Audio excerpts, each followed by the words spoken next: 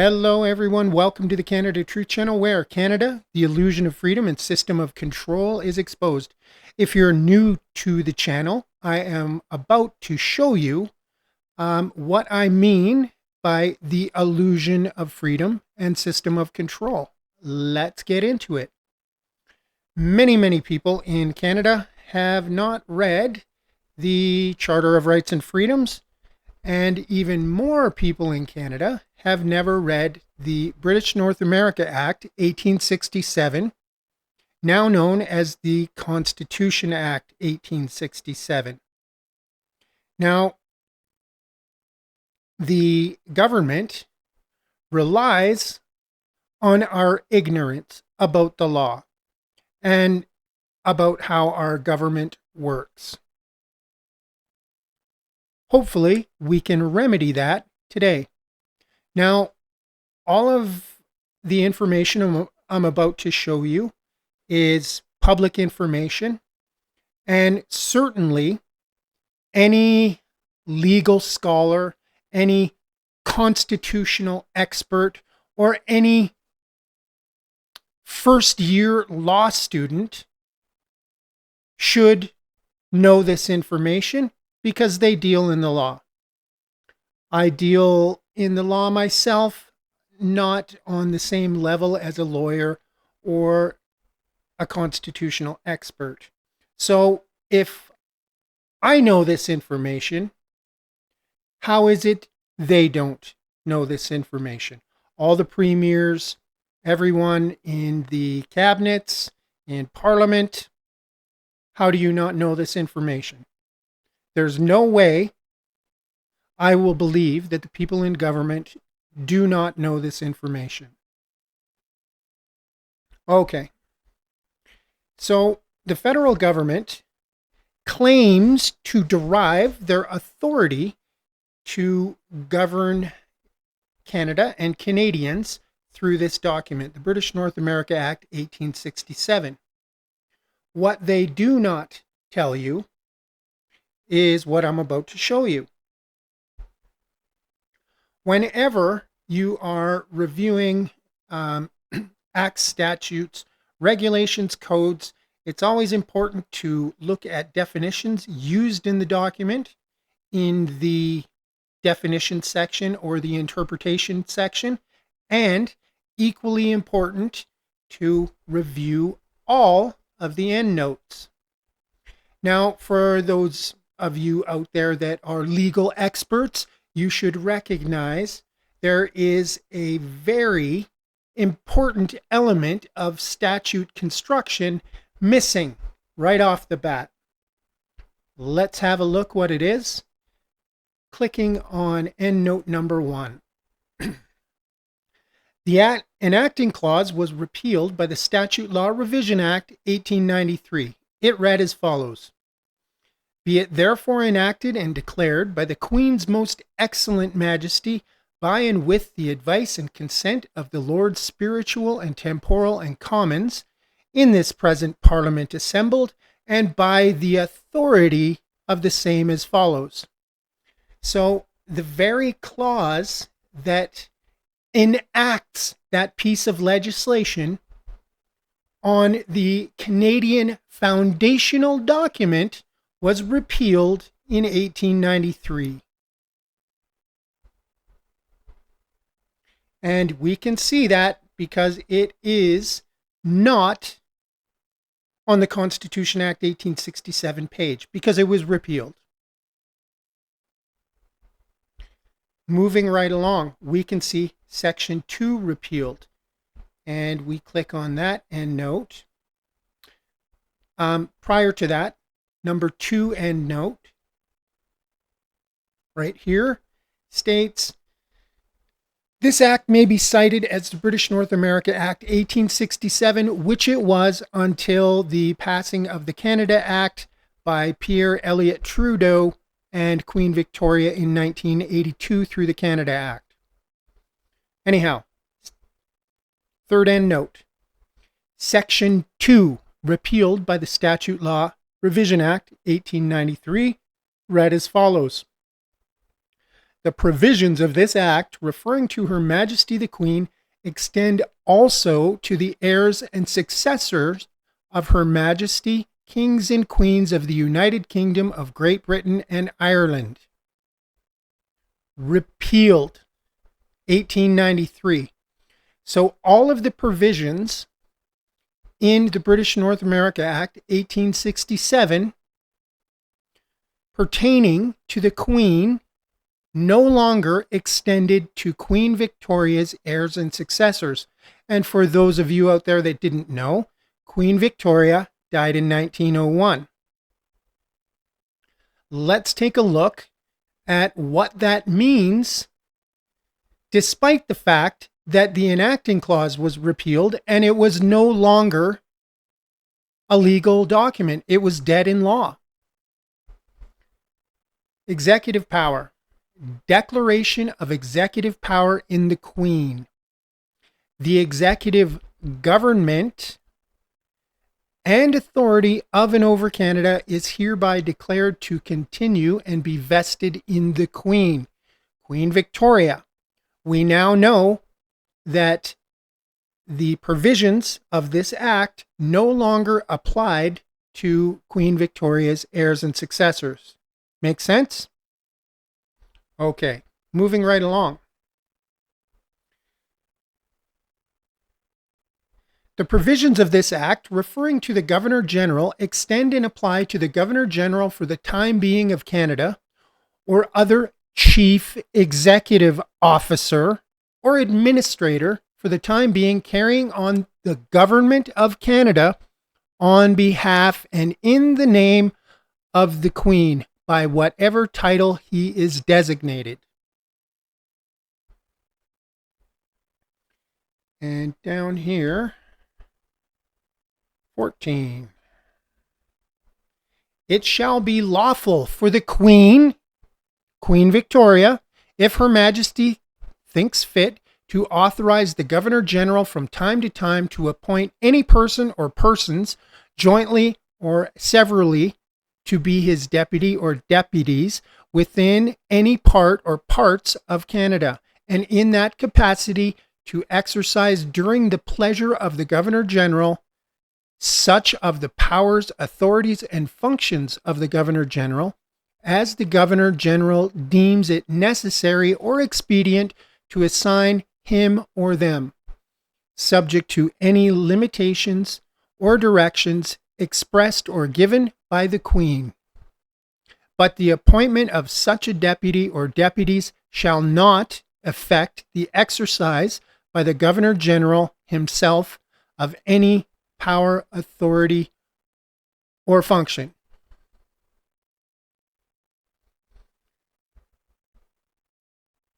And where are we here?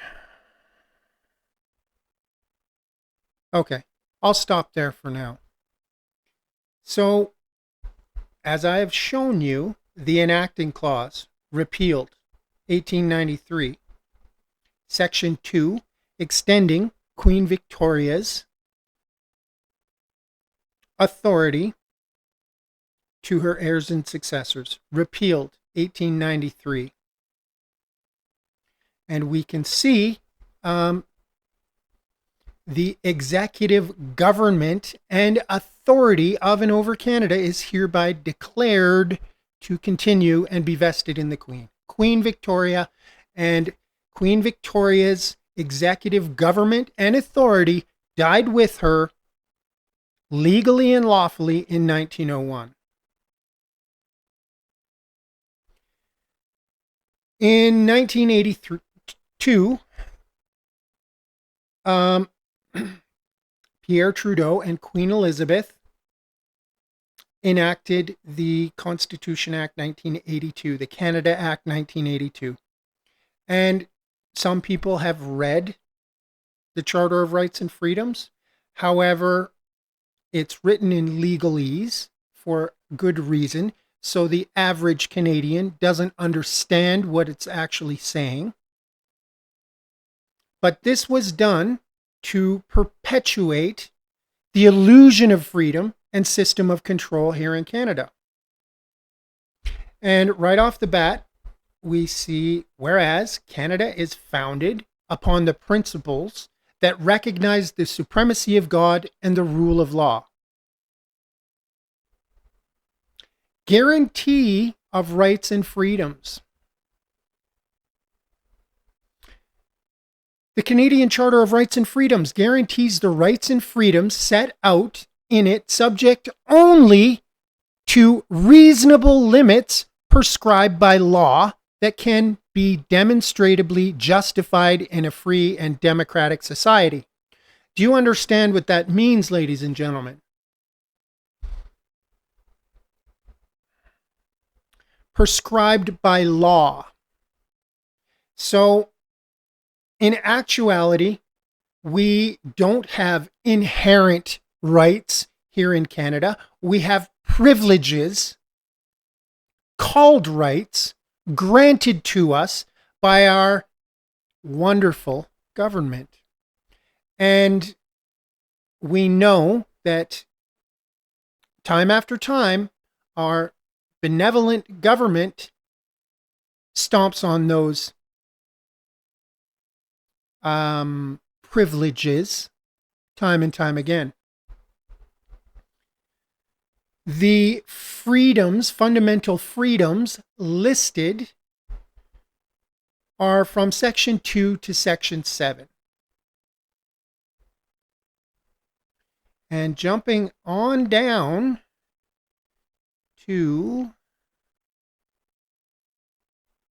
Section 33.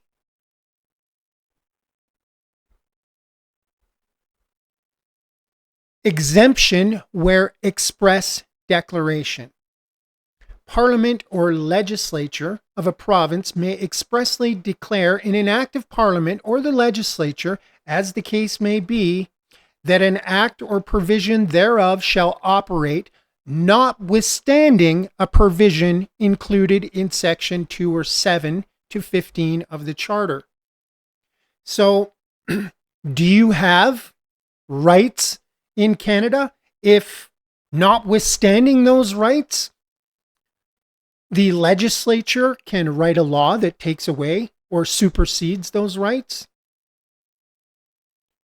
Or are those privileges called rights in order to deceive you?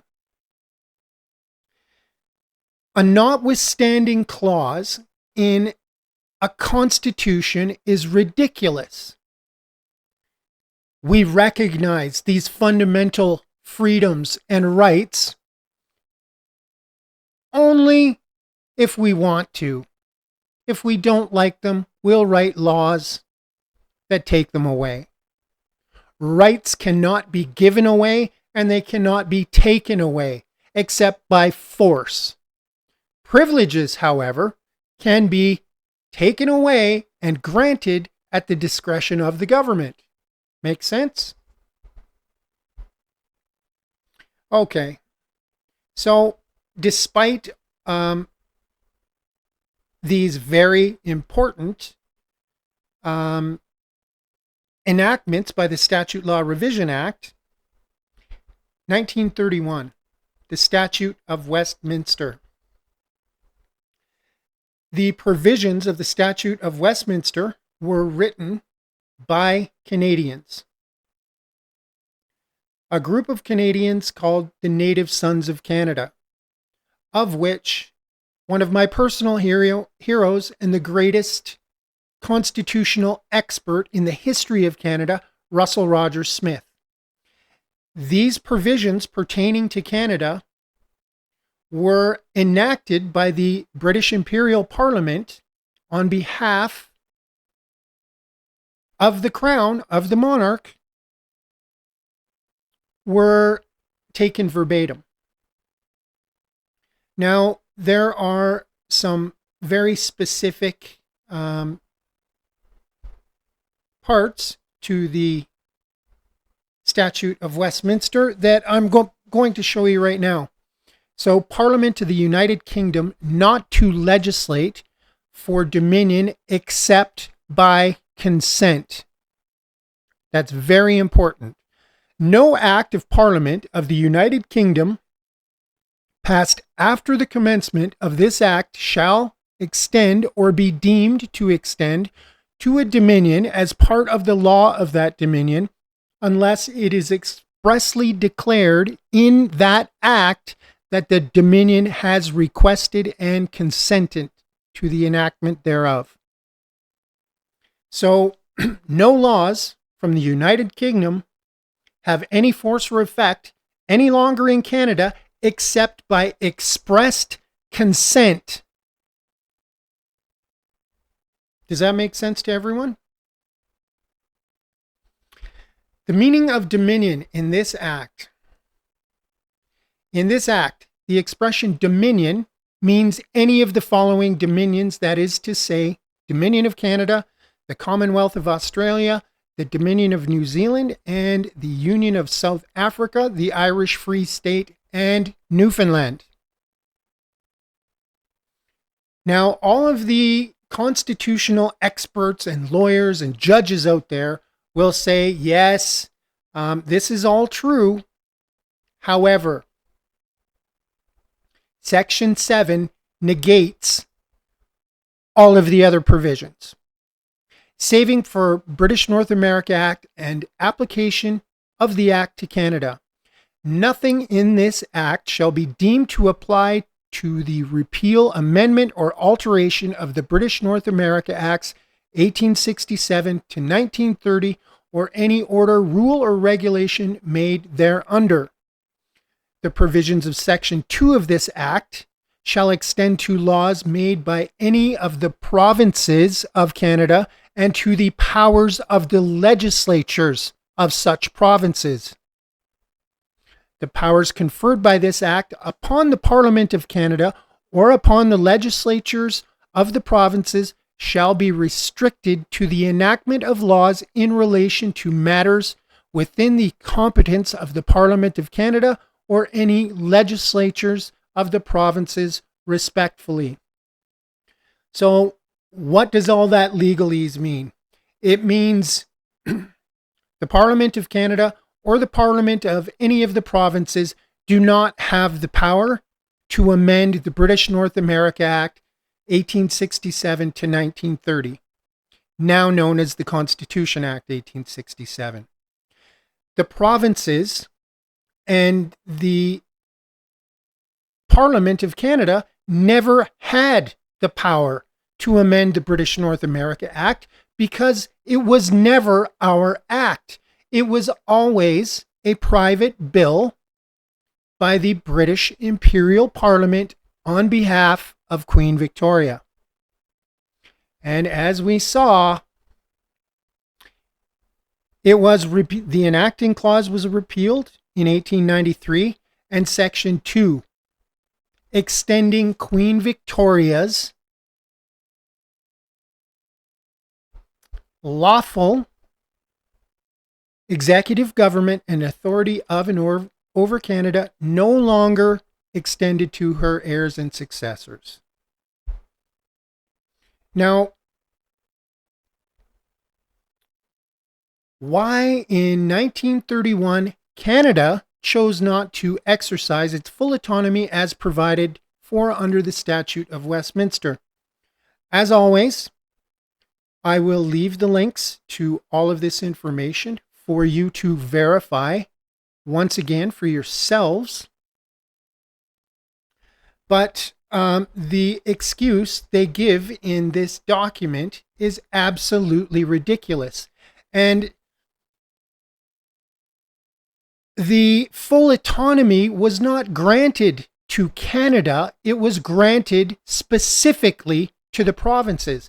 And if we look down here at 11 of the Statute of Westminster, meaning of colony in future acts, notwithstanding anything in the Interpretation Act 1889, the expression colony shall not in any act of the Parliament of the United Kingdom passed after the commencement of this act include a dominion or any province or state forming part of that dominion. What does that mean? The provinces of Canada and the Dominion of Canada, after December 11th, 1931, when the Statute of Westminster was enacted, were no longer colonies of the United Kingdom. We were free and autonomous states. Every province became an autonomous state. They just didn't tell the people.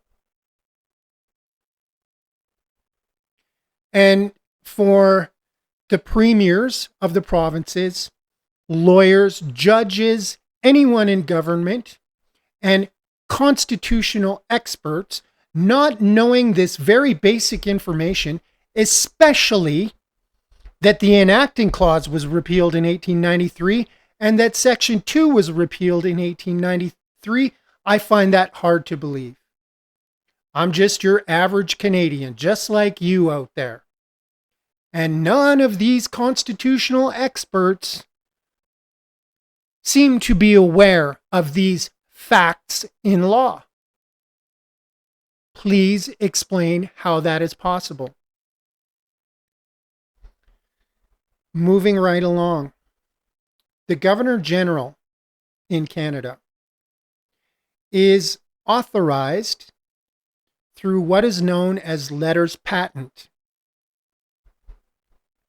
The last lawful letters patent were issued 23rd March 1931, before the Statute of Westminster was enacted December 11th, 1931. Now, pay attention to this very first line. Letters patent issued under the Great Seal of the Realm, constituting the office of the Governor General and Commander-in-Chief of the Dominion of Canada. Passed under the Great Seal of the Realm. And down here at the bottom,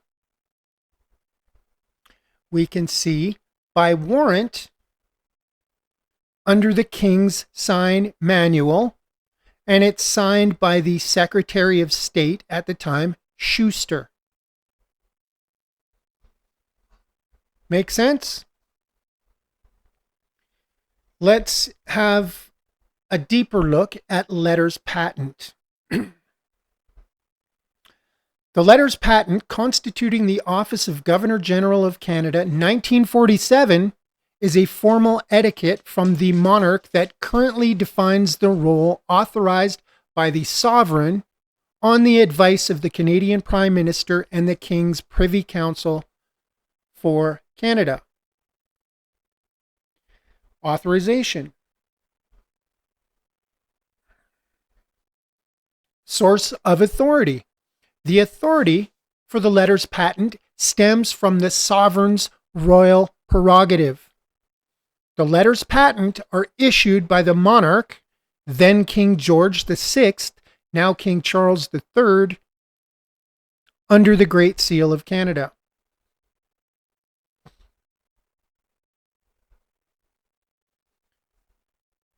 The constitutional framework. The letters patent operate within the broader framework of the Constitution Act 1867 and subsequent amendments, which originally established the basis for the office.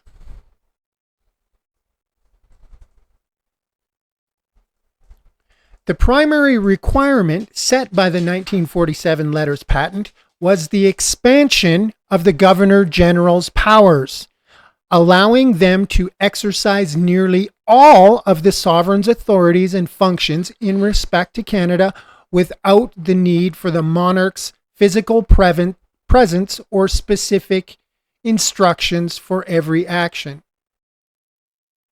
Does that make sense?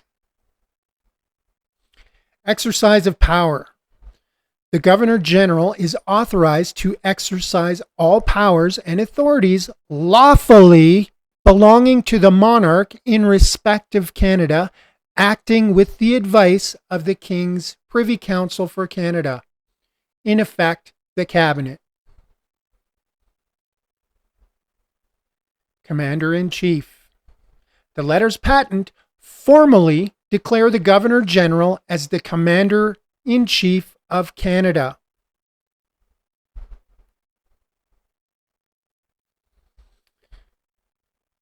Continuity.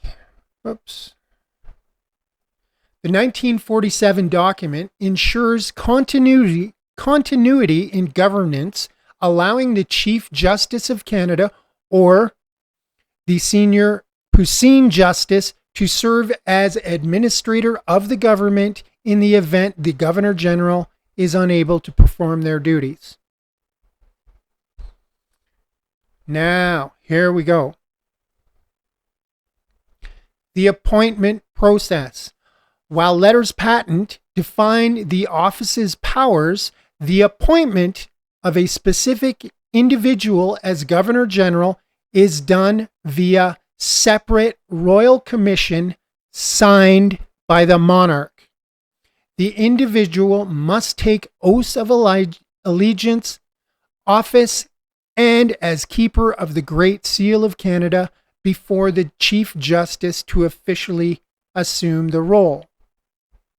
So throughout this AI overview, it lets us know that letters patent are issued and signed by the monarch.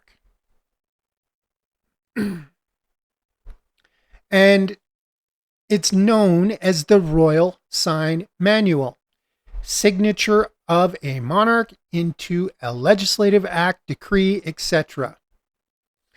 The Royal Sign Manual is the signature of the sovereign, by affixing of which the monarch expresses their pleasure either by order, commission, or warrant.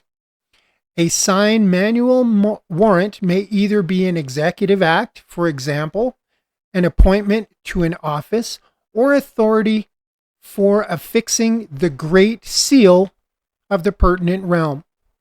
The sign manual is also used to give the power to make and ratify treaties.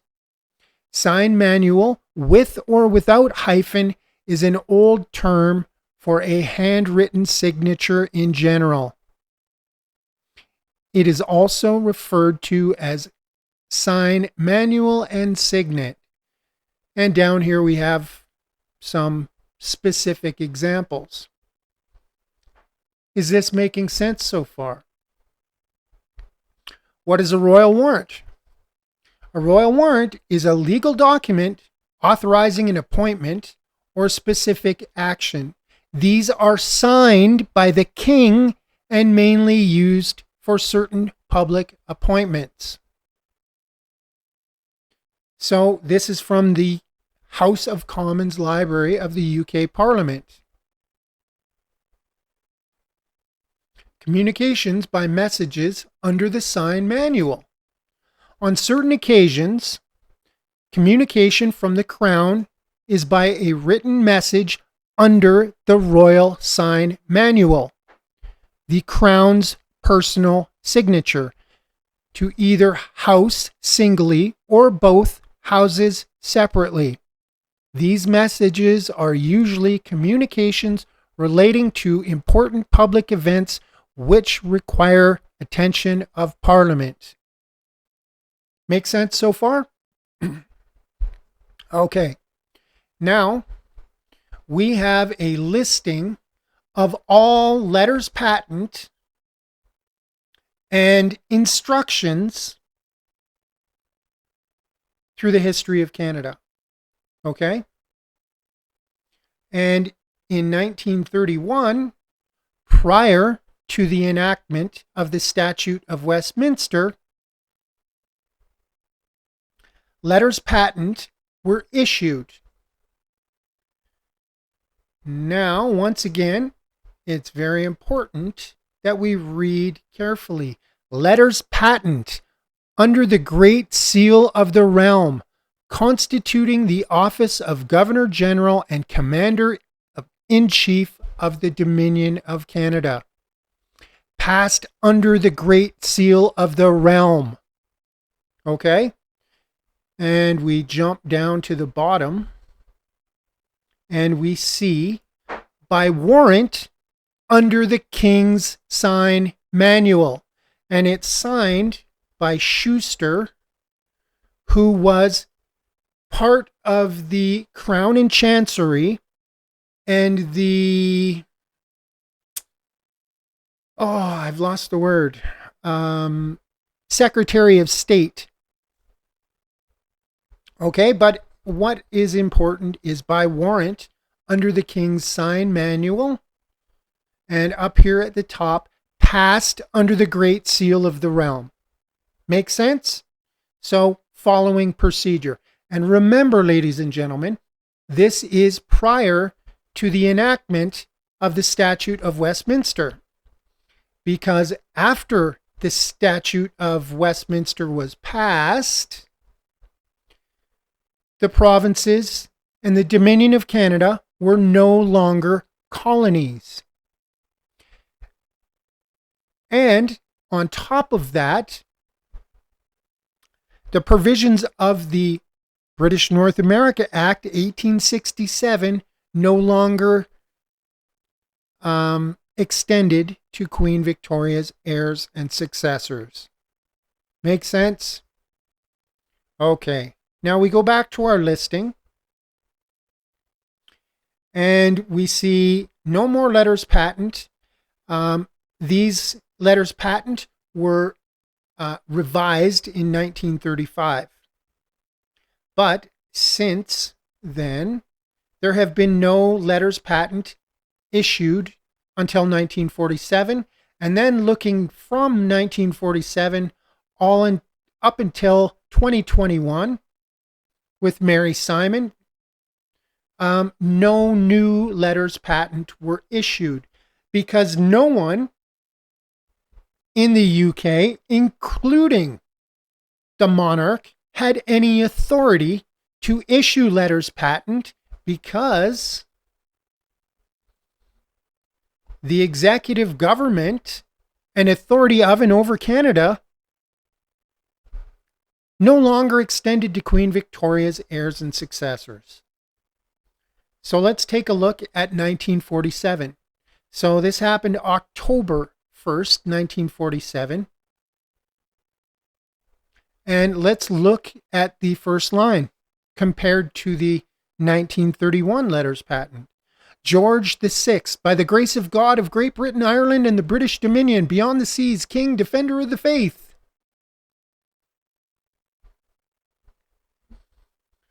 And let's take a look. Passed under the Great Seal. That seems to be missing in our letters patent of 1947. Let's take a look at by warrant under the King's Sign Manual. Let's compare 1947. Who signed the 1947 letters patent? By His Majesty's command? Prime Minister Mackenzie King. Fraud, ladies and gentlemen. There is no provision for by His Majesty's command that the Prime Minister of Canada could sign letters patent for Governor General of Canada. Does that make sense? And we can see ever since 1947, no new letters patent have been issued since 1947 because no one has legal or lawful authority to issue letters patent in Canada since the enactment of the Statute of Westminster. Making sense? I hope it is. And we can see the original document. And again, George VI, by the grace of God of Great Britain, Ireland, and the British Dominions, beyond the seas, and King, Defender. And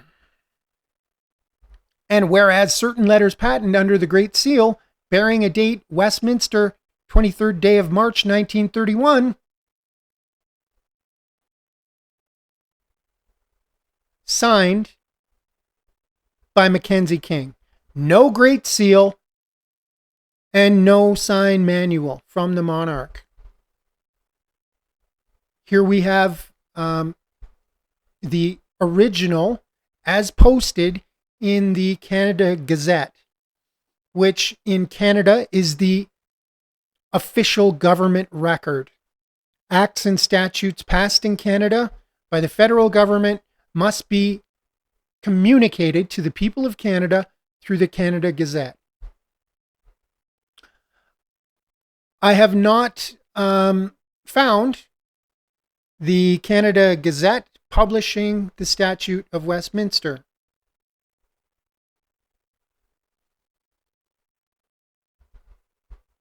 So again, passed under the Great Seal, by warrant under the King's Sign Manual, and by no authority, signed by William Lyon Mackenzie King, Prime Minister of Canada, with zero authority to do so. And the Governor General today is still operating under these same letters patent. And I find it very, very hard to believe that anyone in the government does not know this information. They all know that the entire government is based on deliberate deception and fraud. And any lawyer worth anything, and especially any constitutional expert, should know this. And in fact, I have shown the constitutional expert here in Canada this information, and that person looked like they just shit their pants. And the only reaction I got, other than shock and horror, was, I'm going to have to look into this. And I said, there's nothing to look into. Here's the proof. These aren't my words. This isn't conjecture. This isn't a conspiracy theory. These are facts in law. Completely ignored. So Danielle Smith, why are you not exercising the autonomy granted to us by the Statute of Westminster and playing this stupid game with the federal government? Alberta Prosperity Project, why are you not informing people of these facts in law? And why are you not pressuring Danielle Smith with these facts in law? More on the Royal Sign Manual. The Royal Sign Manual is the sovereign's personal signature, which the monarch uses to express their pleasure, authorize action, issue commands such as orders, commissions, or warrants. It is a direct exercise of the royal prerogative through its use in the governed by modern constitutional conventions and ministerial advice. The signature typically consists of the sovereign's regal name followed by the letter R for Rex or Regina. If it's a male, it's Rex. If it's a female, it's Regina. The Royal Sign Manual provides legal validity to actions requiring the monarch's personal authorization. Its use is generally for executive acts and authorizing the Great Seal. Executive acts. This includes appointments, granting honors, issuing pardons, and authorizing treaties.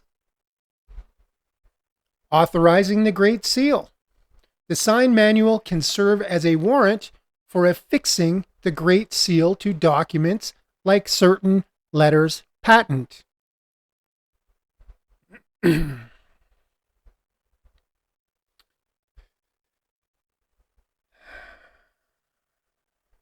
The signature is usually at the top of the document. Not always, but usually. Countersignature. Documents signed by the monarch almost always require a countersignature from a responsible minister who takes political responsibility for the contact. This ensures the monarch acts on advice. This ensures the monarch acts on advice and remains neutral. Documents signed directly by the monarch may include the phrase, by the king and queen, him, herself, signed with her own hand, while those authorized by a warrant under the sign manual may state, by warrant under the king-queen sign manual. Alternative methods. In the past, acts of parliament have allowed the use of a stamp in place of the handwritten signature with the sovereign's consent for each use attested by state officers. The Royal Sign Manual remains a crucial element of the UK's legal and constitutional system, validating royal intent within the framework of a modern constitutional monarchy.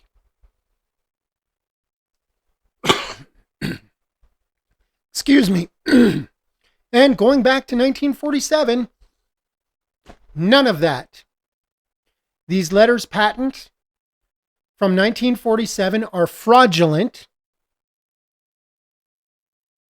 because they were signed by Mackenzie King and Mackenzie King only.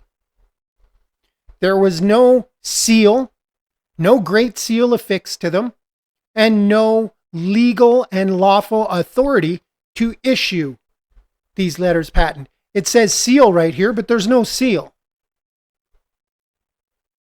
So this is what I mean about Canada, the illusion of freedom and system of control. Do you actually have rights if the government can arbitrarily decide to take them away? We've seen many, many examples, the latest being the Universal Ostrich Farm, right to property.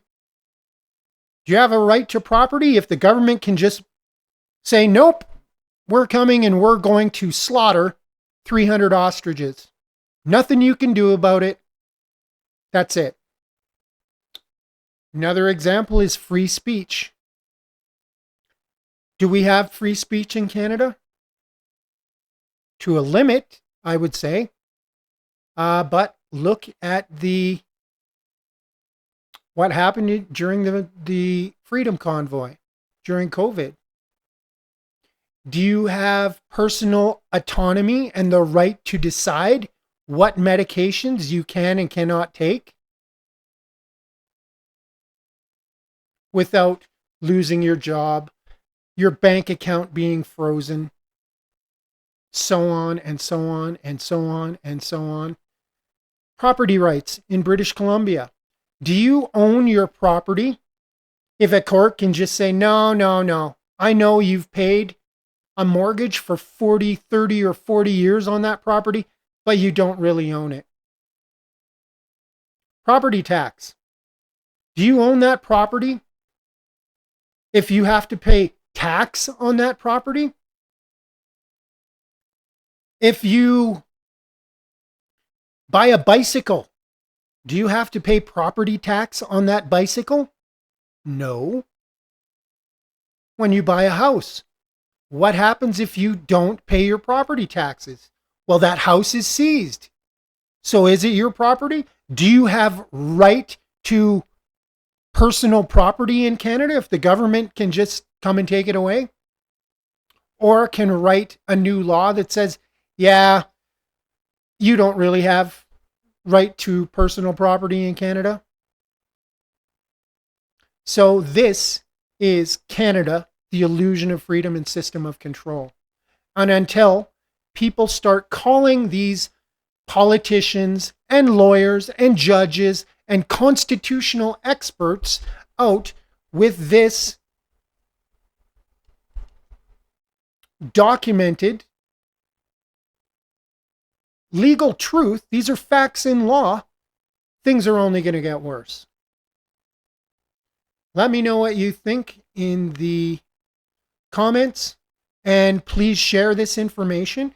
And for anyone attending a town hall or a public venue, bring this information up. Read it for yourselves and bring a copy and call them out. Because until every person in Canada knows this legal truth, things are only going to get worse. So please share the information and stay tuned for more videos. If you want more information, you can go back on my channel because I have covered all this information in depth in previous videos. I'm trying to make it easy to understand and shorten it up so people will actually watch the entire video. Thanks for watching and stay tuned for the next one.